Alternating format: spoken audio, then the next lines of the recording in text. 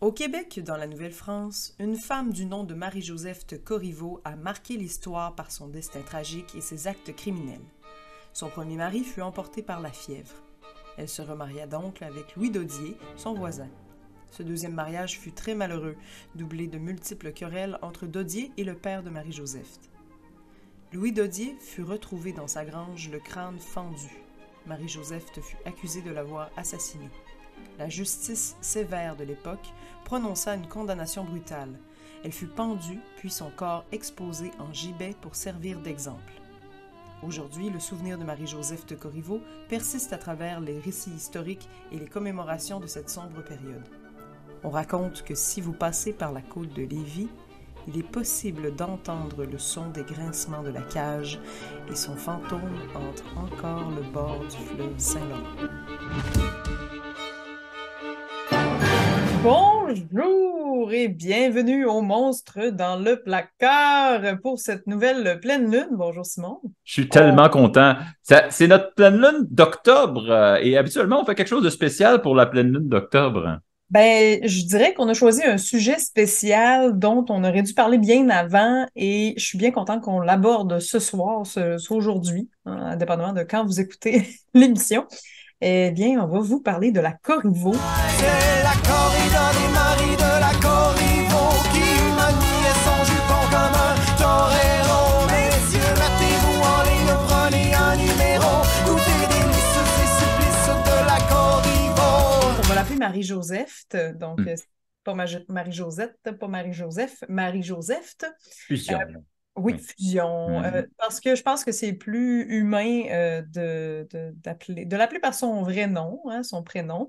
Et aussi, c'est ce que les gens du Musée de la civilisation voulaient dans l'exposition, ramener le côté humain de la personne qu'elle était autrefois. Oui, et il faut dire, premièrement, la Corriveau, Marie-Joseph de Corriveau. Son vrai nom, son nom de jeune fille, pas son nom de mariée. Ça, c'est quand même déjà pas pire que ça ait passé à l'histoire. Qu'est-ce que c'est pour toi, Marie-Joseph Corriveau? Marie-Joseph Corriveau, pour moi, ça a été tout d'abord une chanson de mes aïeux qui, moi, ça a été le premier contact que j'ai eu avec la légende associée à cette femme-là, qui m'a donné envie instantanément d'aller lire sur le sujet. Parce que dans la chanson et dans plusieurs légendes, on parle qu'elle a tué ses sept maris et c'est donc ben, je trouvais ça complètement fou de savoir que c'était une légende québécoise, puis j'ai voulu aller lire sur le phénomène en question pour répondre à mes questions qu'ont évoqué ce band-là, qui est Mes Aïeux, qui est un très bon band, je pense, qui a été sous-estimé. Ah, Et je pense qu'ils ont été pleinement estimés. Ils ont connu leur gloire oh oui, oui, quand mais même. tu sais, j'entends souvent le monde dire que c'est quand même que c'est un band qui est quétaine, mais moi, c'est un band que j'aime vraiment beaucoup et que je suis bien contente d'avoir entendu cette chanson-là parce que ça m'a amené à aller lire beaucoup plus sur les légendes, l'histoire et le folklore québécois, ce qui est très important.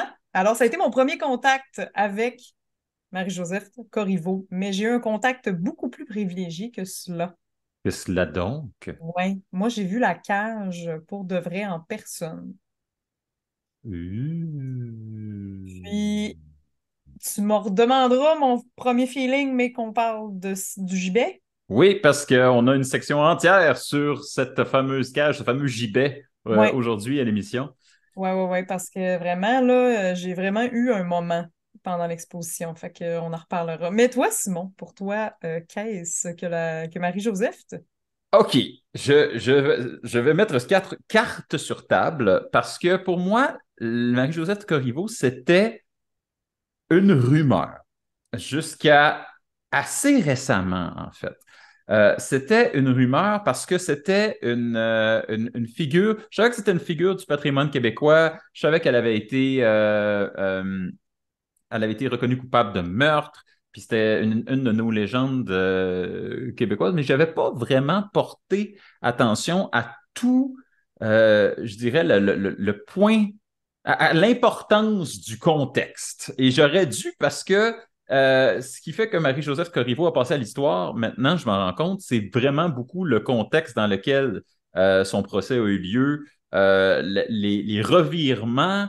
le spectaculaire de la chose aussi, parce que c'était pas un châtiment qui était habituel en Nouvelle-France. Et ça donnait l'impression qu'il y avait quelque chose d'anormal qui se passait là. Et donc, moi, au fur et à mesure que j'en ai appris sur ce personnage historique, je me suis dit, ah mon Dieu, mais OK, elle est extrêmement importante pour comprendre cette époque, pour comprendre ce moment-là. Donc, pour moi, c'est ça, la Corriveau. C'est une figure qui est devenue une légende, principalement pour le contexte, parce que c'est une histoire qui est essentiellement juste triste, mais qui a été amplifiée énormément par la suite. D'ailleurs, pour pouvoir juger de cette histoire, il faudrait d'abord connaître les origines. Alors, des choses à savoir sur elle. Elle a grandi au sein d'une famille d'agriculteurs qui était établie dans la paroisse rurale de Saint-Vallier, en Nouvelle-France. Des 11 enfants de ses parents, donc Joseph Corriveau et de son épouse Françoise Bolduc, elle semble être la seule à avoir survécu jusqu'à l'âge adulte. Les autres sont tous décédés en bas âge.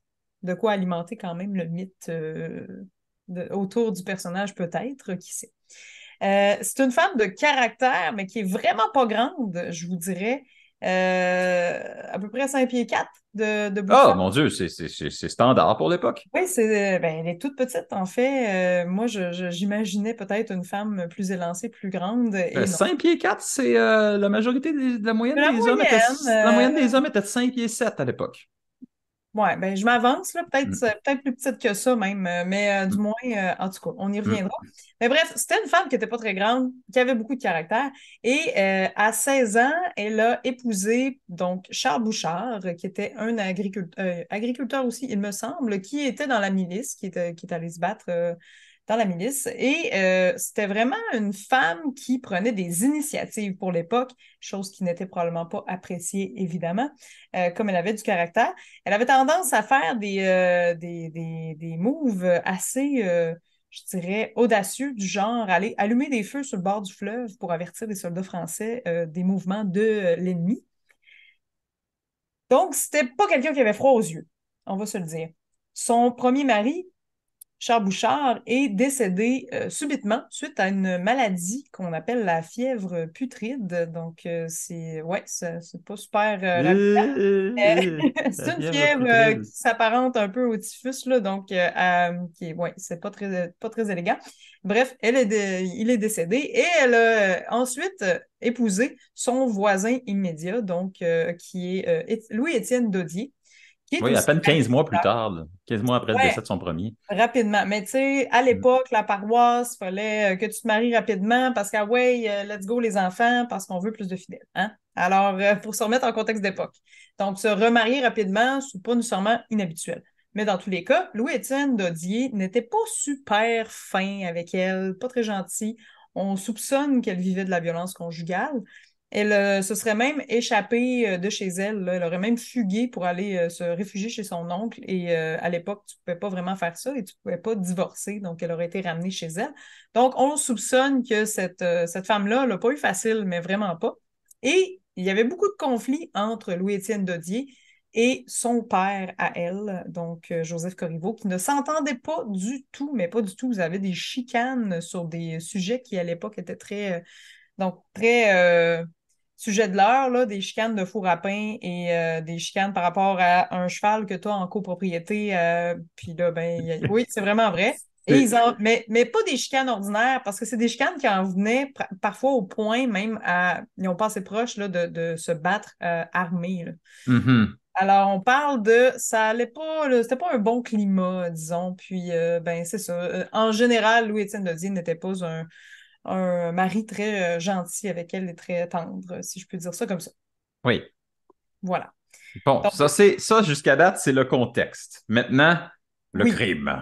Le crime. Bon, tout d'abord, on tient à dire que le premier mari de Marie-Joseph est décédé subitement. On soupçonne d'une maladie, donc, comme j'ai dit tout à l'heure. Mais bien sûr, il y a beaucoup de gens qui vont dire qu'elle l'a empoisonné. Bon. Mais le crime qui a vraiment été l'élément déclencheur, c'est que Louis-Étienne a été retrouvé défiguré, mort dans son écurie, donc couché par terre à côté d'un cheval. Là, on se pose des questions, puis il y a le curé et le capitaine de milice qui décident dans le village de faire passer ça pour un accident parce qu'ils veulent protéger la réputation du village.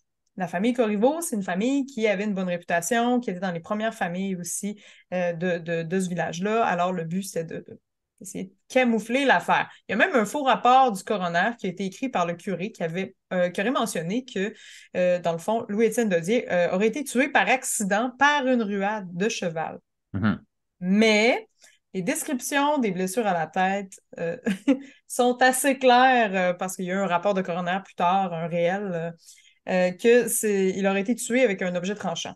Mhm. Alors, Mhm. à moins de vraiment faire vos sabots très, très fins, là, vous n'avez pas d'objet Voilà. tranchant. Et là, on s'entend, Marie-Joseph, ça fait 2 maris qui décèdent en peu de temps. Les rumeurs commencent à se répandre dans le village et pas des belles rumeurs. C'est pas Jojo. On parle qu'elle serait une ivrognesse, même qu'elle aurait essayé de faire battre son mari en échange de bétail ou d'argent ou de faveurs sexuelles. Il y a des mauvaises langues qui se font aller, puis c'est pas vraiment le fun. Puis plusieurs personnes qui prétendent qu'elle aurait dit à voix haute à plusieurs reprises qu'elle souhaitait se débarrasser de son mari. Mhm. Ça n'a rien pour donner un coup de main dans l'histoire. Finalement, bon, le père et la fille sont arrêtés. Puis on soupçonne que c'est le père qui aurait assassiné Louis-Étienne Dodier sur le coup, étant donné que les deux s'entendaient vraiment pas bien, que 2 jours avant, il y avait des chicanes assez intenses qui ont passé proche de se sauter dessus pour se battre, et que le père de Marie-Joseph, donc Joseph Corriveau, aurait dit à voix haute un moment donné, ça va mal finir ou quelque chose comme ça. Bref, il aurait fait un peu des menaces à voix haute, ce qui n'a pas aidé au scénario. Donc, le père et la fille sont arrêtés. Le père est condamné à la pendaison et Marie-Joseph est condamnée à 60 coups de fouet en tant que complice, plus se faire marquer un gros M sur la main pour murderer.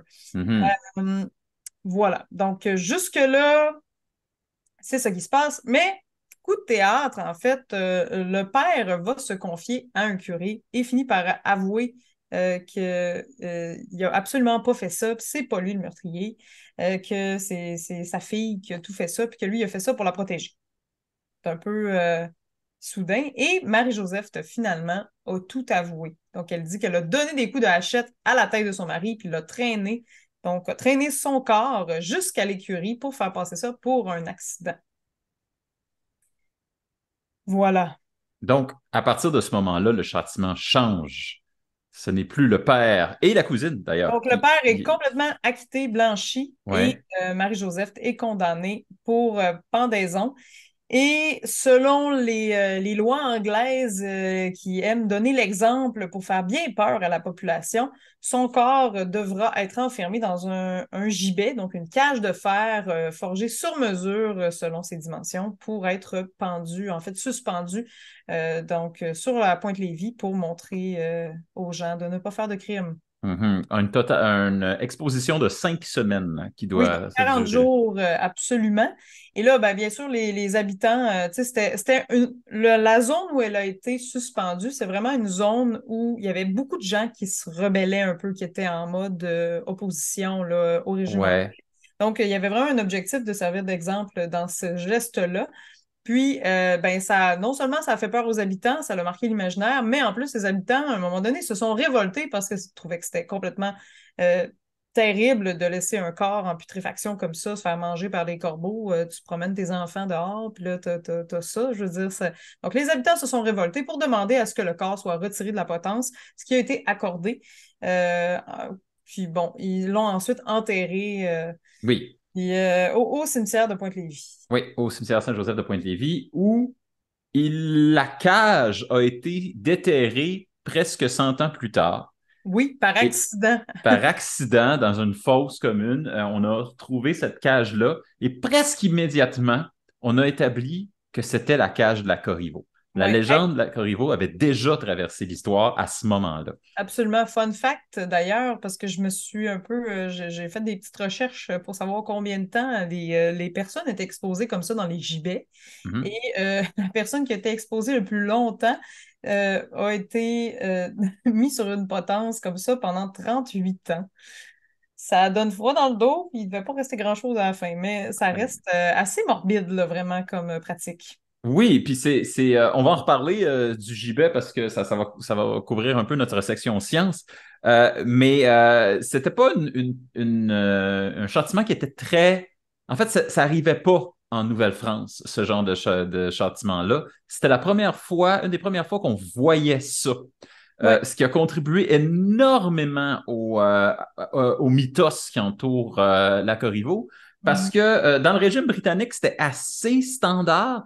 Dans le régime français, ça existait, mais pas en Nouvelle-France. Le fait qu'elle soit exposée pendant aussi longtemps, vraiment, ça frappe l'imaginaire. Et en plus que le procès lui-même était plein de rebondissements, il y avait comme une espèce de ah oui, c'est le père qui l'a tué. Mais finalement, non, c'est la fille qui l'a tué puis qui a convaincu son père de dire que. Mais finalement, est-ce qu'elle aurait tué son premier mari Mais il aussi? y a Ah plein mon de Dieu! choses. Puis Il y a là, plein de choses louches aussi, le faux rapport qui a été rédigé, tu sais, plein de trucs qui. il y a plein d'entourloupes et de mensonges. Et à travers tout ça, on est exactement au moment où la Nouvelle-France cesse d'exister. On est exactement au moment où ça arrête d'être la Nouvelle-France et ça passe sous le régime anglais, le régime militaire anglais.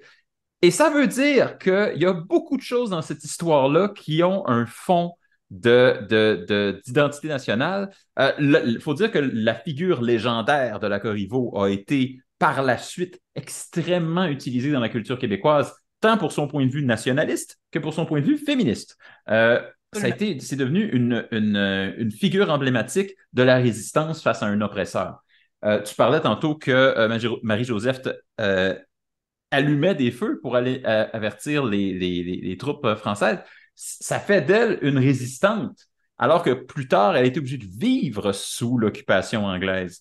Ce qui Ouais. fait que ça, déjà, il y a quelque chose C'est fort. Mm. c'est ça, c'est déjà fort, c'est déjà une histoire forte avant que tout le reste s'en mêle. Le fait qu'il y ait eu procès, que l'Église soit mêlée à ça, mais qu'en plus, elle falsifie des documents, la coopération entre le régime anglais et l'Église, c'était so-so. Il y a un paquet d'affaires qui fait en sorte que le perfect storm, la parfaite combinaison d'éléments pour faire en sorte que ça sorte de la réalité historique et que ça devienne légende. Et la légende de la Corriveau, où là, ça cesse d'être une femme qui est malmenée par son mari, ça devient une sorcière. Pas juste une sorcière, mais une empoisonneuse. Certains disent même une digne descendante de la voisin, dont on a parlé exactement il y a un an, lorsqu'on parlait des tueurs en série. Oui, oui, oui, tout à fait. Mais de base, une femme qui est rebelle, une femme qui dit ses opinions à voix haute, c'est pas long qu'on l'accuse de sorcière, puis c'est pas long qu'elle finit sur le bûcher. Et encore aujourd'hui, il y a beaucoup de stigmatisme autour du féminisme et juste des femmes qui disent leur opinion. Donc, à l'époque, imaginez si on se remet en contexte de l'époque où ce que ça plaisait pas vraiment à ceux qui dirigeaient, ben malheureusement, je pense que Marie-Joseph a été un peu victime de ce triste destin-là. Là. Et voilà, d'où son importance, son symbole féministe important. Bien sûr, on l'associait en tant que sorcière. Par la suite, on l'associait aux empoisonneuses, les traditions des femmes empoisonneuses, des veuves noires qui tuent leur mari en série.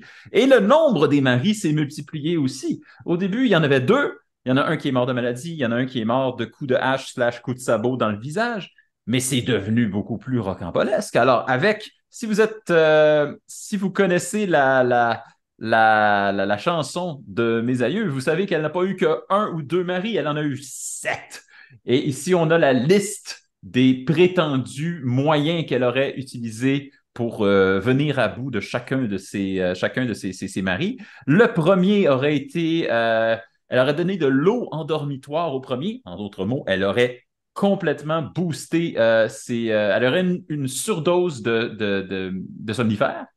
Euh, Elle aurait pendu le deuxième et aurait fait tirer sa corde par le cheval. Le troisième, empoisonné par le ver de Paris, donc voilà la tradition, dans la digne tradition des empoisonneuses. Le quatrième, sans doute celui dont le monde se rappelle le plus parce que le plus spectaculaire, l'étain fondu dans l'oreille, donc le métal fondu dans l'oreille, c'est associé au 4e mari. Violent coup de hache derrière la tête pour le 5e. Le 6e, la laine à travers le ventre. Ça, je ne savais pas c'était quoi. C'est toi qui m'as dit que Grosse aiguille. c'est une grosse aiguille. C'est pas juste qu'elle souffle bien, bien fort dans votre nombril. C'est Non, la... non. Alors, la laine à travers le ventre et un coup de fourche à travers le crâne du dernier. Donc, une série de moyens. On s'entend, là, c'est une femme 5 pieds 2, 5 pieds 4, là, environ. Là. Et qui ne cesse d'utiliser de moyens Extrêmement violent. incroyables et extrêmement créatifs pour Oui. venir à bout de plusieurs maris. Créatif et violent, oui, tout à fait. Mais on voit à quel point la légende, en fait, est née de rumeurs qui ont escaladé à un point complètement fou. Là. Je veux dire, elle est décédée, elle a été pendue à 30 ans après 2 mariages, pas 7. Là, donc, ça a vraiment pris des proportions complètement folles. Oui, et ça avait pris des proportions complètement folles avant qu'on retrouve la cage. Mais à Oui. partir du moment où on a retrouvé la cage, alors là, explosion. On est à ce moment-là au 18e, 19e siècle. Et là, à ce moment-là, vraiment, tout le monde, les histoires d'horreur, ça fascine tout le monde. On en parle depuis le début au 19e siècle. Il y a quelque chose qui se passe dans l'imaginaire collectif. Tout le monde se met à capoter sur des histoires d'horreur. Et au Québec, c'est la même affaire. On s'empare immédiatement de l'année après la redécouverte de la cage en 1851. On commence déjà à avoir quelques histoires qui parlent de la Corriveau. Philippe Aubert de Gaspé, pardon, dans Les Anciens Canadiens, son livre Les Anciens Canadiens, la campe déjà dans une apparence surnaturelle. On dit qu'elle est dans sa cage, puis qu'elle demande aux gens de l'amener jusqu'au sabbat des sorciers. James Macpherson, le moine, dans Maple Leaves en 1863, donc exactement 100 ans après son exécution, fait une empoisonneuse professionnelle. C'est de là que vient ses origines prétendues avec la voisin. Donc, il y a Louis Fréchette, Pierre-Georges Roy, plein d'autres mondes décident de l'intégrer vraiment à la littérature et d'en faire une espèce de monstre, de tueuse en série, littéralement, quasi surnaturel. Dans les légendes et traditions orales, on prétend qu'on pourrait l'apercevoir encore dans sa cage ou qu'on pourrait entendre des bruits de métal qui grincent dans ce coin-là où elle a été suspendue. Donc, c'est assez... ça donne froid dans le dos quand même si on y croit pas trop. C'est pas une image extrêmement... On dirait que ça ramène un peu l'image que les gens devaient avoir à l'époque au village quand ils la croisaient, tu sais. Et oui, imaginez que vous êtes à l'intersection à Pointe-Lévis puis que vous voyez juste une silhouette humaine suspendue dans les airs. Juste les enfants doivent plus vouloir passer par là, jamais. Là. C'est fait, là. Et donc, c'est ça. Donc, la cage y est pour beaucoup. De un, parce que c'était un châtiment exceptionnel. De deux, parce qu'on l'a redécouvert après qu'elle ait eu son effet. Puis aussi parce que c'était vraiment emblématique du changement de régime de l'époque. Il y avait une femme résistante qui était condamnée, qui était une des premières condamnées. On est seulement quelques années après la prise de possession de Québec. Ça a été une des premières condamnations et un des procès les plus, je ne sais pas si on peut dire médiatisés pour l'époque, mais qui a été le plus ébruité. Oui. Et donc, c'est devenu, ça avait tout ce qu'il fallait pour entrer dans la légende. Et j'ai un fun fact intéressant, ce ne sont qu'un hasard, mais il y a 3 musées dans lesquels elle a été exposée, dans lesquels il y a eu un incendie au moment de l'exposition de la cage. Ça nourrit quand même le mythe de la sorcière, je trouve. Ça l'amplifie. Dont le musée de la civilisation. À Québec. À Québec. ça l'amplifie. Ça fait en sorte que la quantité le mythe n'est pas fini. La légende n'est pas terminée. Il y a encore une hantise qui entoure ça. Et il faut dire que quand on regarde l'objet lui-même, le gibet, le monde appelle ça la cage de la Corriveau, mais vraiment, c'est pas une cage, c'est un harnais. Ouais. Et ça a encore forme humaine. Fait que il y a quelque chose de spectral là-dedans. Il y a quelque C'est- chose de... Ouais, si je peux me permettre d'en parler un petit peu, Ben, on va en parler on va beaucoup en parler. parce qu'on Oui. on bascule maintenant dans le segment science. D'embarquer dans la section sciences, parce que je sais que tu as beaucoup à dire. Moi, quand je suis allée au Musée de la Civilisation et que j'ai vu la cage de la Corriveau live, là, drette là devant moi, j'ai eu un moment de Hey, c'est vraiment une petite cage et hey, cette femme-là avait ma grandeur. Ben voyons. J'ai vraiment eu un moment de moi, je pensais que la Corriveau, c'était une femme qui était plus grande que ça. Je pensais que la cage était gigantesque. On dirait que je m'attendais à quelque chose d'imposant comme objet. Puis non, c'est juste un objet qui est extrêmement, extrêmement triste quand on se tient devant. Puis ça me... N'importe quel objet de torture que tu sais que ça a servi à tuer des gens là, dans des musées. Je sais pas si toi, tu as été témoin dans des expositions d'objets comme ça, mais il y a un moment de contradiction, c'est comme une fascination morbide, mais en même temps, il y a un sentiment de tristesse qui t'envahit de te dire, waouh, tu sais, à l'époque, tu sais, ça aurait pu être moi, là. C'est fou à quel point c'est un objet qui apporte des émotions, là, tempête d'émotions en dedans. J'ai vraiment pas de mots pour décrire comment j'ai pu me sentir. C'était vraiment très surprenant puis très émouvant, à quelque part, de me retrouver devant ce gibet-là en personne. Mm. Ben, le gibet, en tant que tel, servait à ça.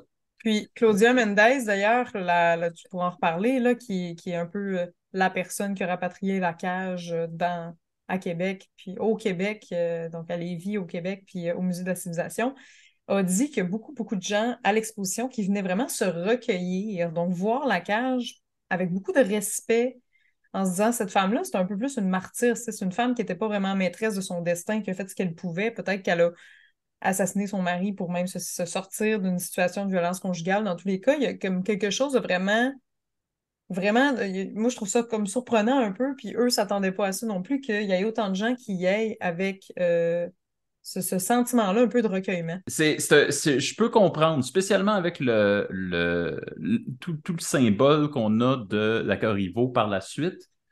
Euh, comme dit, une figure nationale, une figure féministe. Euh, c'est sûr que c'est sûr que ça provoque quelque chose. Spécialement quand t'es quand même capable de voir la forme de la personne dedans. T'es Oh, oui. quasiment capable de sentir dedans. Mm. Et le gibet, c'était ça sa fonction. C'était à ça qu'il servait. Je disais tantôt, c'était pas utilisé en Nouvelle-France, mais vous devez savoir que le gibet, c'était très utilisé en France. Un peu moins à la période de la Nouvelle-France, mais du Moyen Âge à la Renaissance, il y avait énormément de gens qui étaient suspendus à un gibet, principalement dans le but, justement, à des intersections passantes, dans le but de décourager les gens de faire des crimes. C'était vraiment un outil de persuasion.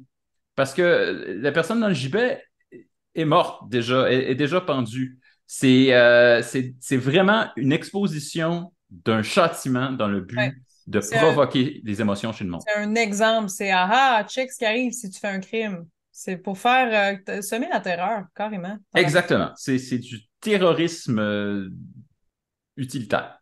C'est comme ça Wow! que c'est utilisé. OK. Le gibet de Montfaucon à Paris, qui est utilisé jusqu'au 18e siècle, peut accueillir environ 50 corps. C'est une structure qui est faite vraiment pour accueillir et exposer une série de gibets, les uns après les autres. Vous pouvez imaginer de quoi ça avait de l'air quand c'était rempli à ras-bord, cette histoire-là. En Grande-Bretagne, c'était un châtiment qu'on réservait normalement aux meurtriers à répétition et aux pirates. C'était un peu partout dans les ports de l'Empire britannique. Il y avait des gibets qui étaient généralement exposés à l'entrée du port. Donc, si vous étiez dans un bateau, vous arriviez au port, vous voyez des gibets. Euh, comme j'ai dit, c'est pas vraiment un outil qui est utilisé pour la torture, c'est vraiment pour montrer le corps. C'est vraiment pour terroriser tout le monde. Donc, c'est un objet qui la torture n'est pas pour la personne qui est à l'intérieur, la torture est pour la personne qui est à tout le monde qui le voit. La cage spécifique, le gibet spécifique de la Corriveau, en plus d'être exceptionnel au Québec, il a été fait sur mesure. Il a été fait sur mesure par un ferblantier de l'époque, un forgeron, dans le fond, de l'époque, c'était pas du fer blanc à l'époque, un forgeron de la ville de Québec qui n'en avait jamais fait. Et ça fait qu'il y a plusieurs imperfections qui sont associées à ce gibet-là en particulier. Mais les techniques de forge et les techniques de sculpte du fer ont toutes été identifiées comme étant authentiques. Parce qu'il y a une grande question qui entourait ce gibet-là, c'est est-ce que c'est vraiment le gibet de la Corriveau ou quelqu'un d'autre qui aurait été condamné sous le régime britannique?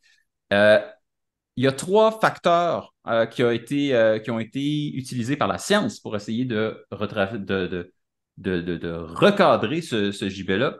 Ils ont testé l'âge des métaux pour savoir si ça coïncidait. Ils ont testé C'est le carbone 14, je crois. Je suis pas sûr que c'est le carbone 14, mais il y a des moyens de tester l'âge d'un métal selon le taux d'oxydation. La deuxième technique qu'on a utilisée, on a utilisé les techniques de forge. On voulait savoir, est-ce que quelqu'un qui avait une forge à cette époque-là aurait été capable de faire une structure de cet ordre-là? On sait, par exemple, qu'avant d'être condamné à mort sur ce qui est maintenant la colline parlementaire, on sait que Marie-Joseph de Corriveau était dans la rotonde royale. Ce qui fait est-ce qu'il y avait un forgeron là qui aurait pu faire ça? La réponse est oui. Et le dernier critère, c'est justement est-ce que les mensurations de la cage auraient pu correspondre à une femme de Saint-Pierre-IV de cette époque-là? Et effectivement, c'était un format de cage qui était particulièrement fait exactement pour ce type de personne. Donc, on est à peu près certain que c'est la cage de Marie-Joseph Corriveau. Il n'y en avait pas d'autre. Vraiment petit. Et d'ailleurs, cette cage-là, elle a été retrouvée un peu par hasard par justement la guide touristique de Lévis, Claudia Mendez, qui est allée au musée Essex à Peabody, dans Salem, donc on est thématique sorcière encore une fois. Oui. Et dans le fond, le propriétaire du musée, eux, allaient là pour prendre une photo de la cage, parce qu'ils voulaient une photo de la cage, puis finalement, il a carrément offert, voulez-vous ramener la cage à bon port, étant donné qu'elle vient un peu de chez nous, ce qu'ils ont fait. Donc, oui, voilà. Et qu'ils ont ramené et qui depuis se promenaient dans les musées de la région de Québec, jusqu'au musée de la civilisation, où elle est restée pendant plusieurs années. Je ne sais pas si tu as lu les journaux à cette époque-là. On parle de 2011 à 2013 environ. Il y avait vraiment des questionnements sur est-ce que c'est bel et bien la vraie cage de la Corriveau. On fait des tests et il y a eu vraiment une déclaration que c'était officiellement la cage de Marie-Joseph Corriveau ensuite. Oui, et elle a été utilisée justement dans plusieurs musées, à la Maison Chevalier, au Musée de la Civilisation. Elle a été même présentée dans plusieurs expositions qui avaient pour but vraiment de redorer le blason de Marie-Joseph. Puis quand tu dis une espèce d'objet de recueillement, ben oui, ça a été présenté par la suite comme ça. Je pense entre autres, il y a eu des commémorations dans l'ancien village de l'ancienne paroisse de Saint-Vallier sur la trace de la Corriveau. Qui met en lumière toute l'histoire. Il y a plusieurs... le nom officiel de l'exposition au Musée de la Civilisation, c'est Sortir de sa réserve, 400 ans d'objets d'émotion, ou 400 objets d'émotion, pardon. Et ça a été... Marie-Joseph Corriveau est maintenant considérée comme le premier personnage historique de la municipalité de Saint-Vallier. Donc, cette cage-là a eu un effet délétère à l'époque, mais aujourd'hui, elle a un effet rassembleur, elle a un effet de réintéresser le monde à cette femme-là, au traitement des femmes à l'époque. C'est vraiment... le symbole a changé complètement à partir de ça. Culture. OK, beaucoup de choses. Oui, ben on ne peut pas passer à côté, je l'ai dit tout à l'heure, on a parlé de mes aïeux, mais il y a aussi le groupe de musique La Corriveau, carrément. Littéralement. littéralement, qui est un band de métal québécois bien de chez nous. Je vous recommande fortement si vous êtes amateur, amatrice de musique métal. C'est très, très, très, très, très bon. Ah, parce que c'est un groupe de métal en plus. Oui! Ah, Puis c'est approprié. ils ont une reproduction de La Cage dans leur local de pratique aussi. Bref, ils C'est amènent intense. sur scène, oui, c'est ça. Ben, ils jouent beaucoup avec le côté mythique là, de la chose, mais je trouve que c'est un bon sujet quand même d'inspiration pour un groupe de métal dans tous les cas. Mais niveau littérature et tout, tu nous en as parlé un peu, il y a plein Ça a marqué l'imaginaire à toutes sortes de niveaux, là. Énormément d'affaires, beaucoup, beaucoup de variations de cette histoire. J'ai parlé de Philippe Aubert de Gaspé, James Macpherson Lemoine, William Kirby, Louis Fréchette, écrit en 1885 La cage de la Corriveau. Bryden Page, pardon, écrit des chansons un ballet dramatique au sujet de la Corriveau. Gilles Vigneault a des musiques, Alexander Broad a de la musique, la ballerine c'est ça, Marjorie Lambert incarne la Corriveau dans le ballet de Bryden Page. Anne Dorval l'incarne à l'écran. Les grands ballets canadiens la mettent en scène. L'Orchestre symphonique de Montréal y participe. Euh, il y a également Victor Lévy-Beaulieu qui a écrit à peu près tous les romans du terroir, qui a écrit Ma Corriveau en 1973, qui est une pièce de théâtre, qui était spécifiquement destinée aux étudiants de l'École nationale de théâtre. Quoi d'autre? Il y a des livres pour enfants. La Corriveau, roman jeunesse de Jean-Nicolas Vachon en 2015. L'ensorceleuse de Pointe-Lévis de Sébastien Chartrand en 2013. Il y en a énormément. Bien sûr, La corrida de la Corriveau de mes aïeux en 2001. Il y a une pièce de théâtre de Guy Cloutier. Il y a la pièce de théâtre qui s'appelle seulement La cage d'Anne Hébert, qui met en scène la cage de la Corriveau. Il y en a mille autres. Le coffret de la Corriveau, un conte fantastique d'André Carpentier en 1978. Il y en a, en voulez-vous, en v'là. Au Québec, cette histoire-là, le personnage de la Corriveau, l'objet de la cage aussi, pas juste la Corriveau elle-même, mais le symbole de cette cage-là qui, en bout de ligne, finit par représenter toutes les restrictions imposées aux femmes depuis le début. Parce que tu l'as dit, c'est tout petit, puis c'est même pas, tu peux même pas bouger dans cette cage-là. C'est fait pour te maintenir immobile. Euh, c'est un harnais. Ben, si tu étais vivant dedans, là, parce que tu te fais Si t'étais pendre vivant. avant, mais quand même. Mais tu sais, c'est en soi l'objet C'est très confinant. Oui, oui, je comprends ce que tu faisais. il représente ce confinement-là. Ouais, ouais, ouais. Oui, alors, Guy Cloutier qui met la Corriveau en scène au théâtre en 1993, mise en scène de Denise Verville. Euh, Le rôle de la Corriveau devient par moments emblème de la résistance québécoise. Elle est réutilisée à l'orée des deux référendums comme une personne qui est une résistante au régime anglais. Elle a été de son vivant quand même. Oui, qu'elle a été de son vivant quand même, qui a connu littéralement le passage de la Nouvelle-France jusqu'au régime anglais. En fait, c'est étonnant en fait, son premier mari est mort en même temps que la Nouvelle-France. C'est ce C'est qui assez spectaculaire. m'impressionne. C'est ce qui m'a impressionné aussi beaucoup dans les recherches que j'ai faites à son sujet. C'est, OK, elle était vraiment active pour le régime français et contre le régime anglais. Donc, ça n'a pas dû aider à sa cause non plus, là. Ben non, c'est ça. Mais Puis en même d'être temps, c'était extrêmement courageux de sa part, tu sais. extrêmement, mais d'être condamné à mort par Lord Murray en personne, qui était le régent de la colonie anglaise, ça devait être incommensurablement insultant pour une femme comme ça. C'est sûr. Ça doit être incommensurablement insultant. Et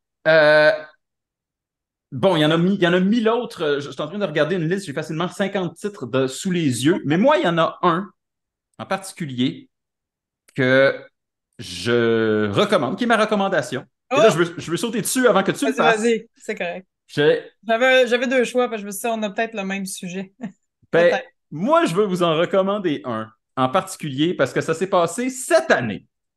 Et c'est le théâtre musical La Corriveau, La soif des corbeaux. Hein? Donc, c'est une pièce de théâtre musical qui a été mise en scène par Jade Bruno. Texte et paroles de Geneviève Baudet et Félix Léveillé. C'est littéralement du théâtre musical. C'est pas une comédie musicale, on s'entend. Je veux dire, La soif des corbeaux, ça vous fait rire? Non. Donc, c'est du théâtre musical. Ça a été joué plus tôt cette année, en 2023, si vous regardez ça plus tard. Et donc, c'est très récent. C'est une relecture très, très récente de l'histoire de la Corriveau qui surfe entre la réalité historique et le mythe, avec tout le symbolique que le théâtre peut y apporter. C'est ça ma recommandation. Wow! Ah ben moi, ma recommandation est un peu est un peu différente en fait, mais pour les gens qui sont intéressés à en apprendre davantage, je vous recommande le livre La Corriveau de l'histoire à la légende de Catherine Ferland et Dave Corriveau, donc qui sont des experts en la matière et en le sujet, qui ont été super pertinents aussi pour mes recherches. Donc, je vous recommande. Quand tu t'appelles Dave Corriveau, certainement que tu es un Oui, expert. oui, c'est un bel addon, effectivement. Puis sinon, ben, je vous recommanderais juste d'aller écouter, si vous êtes fan de métal, le band La Corriveau, parce que c'est certain que ça n'a rien à voir avec la réelle histoire de Marie-Joseph, mais c'est quand même très, très bon, si vous aimez le métal, bien sûr.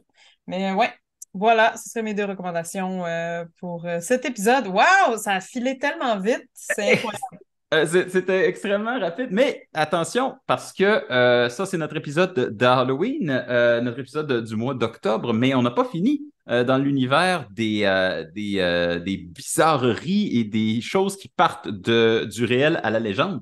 En fait, je me permets une mini-anecdote que je n'ai pas mentionnée pendant les origines aujourd'hui pour pouvoir faire mon segue avec notre prochain épisode. Ben, Sais-tu, vas-y. Sabrina, qui a possédé la cage de la Corriveau, le gibet, pendant la première moitié du 20e siècle? Hmm. Je sais pas. Je pensais que c'était le cimetière. Est-ce que C'est le pas un nom... musée de Salem? Est-ce que, pendant la deuxième moitié du 19e, par exemple, Je sais pas. est-ce que le nom P.T. Barnum te dit quelque chose? Oui. Eh bien, P.T. Barnum en était le digne acquisiteur dans son American Museum of Strange Things.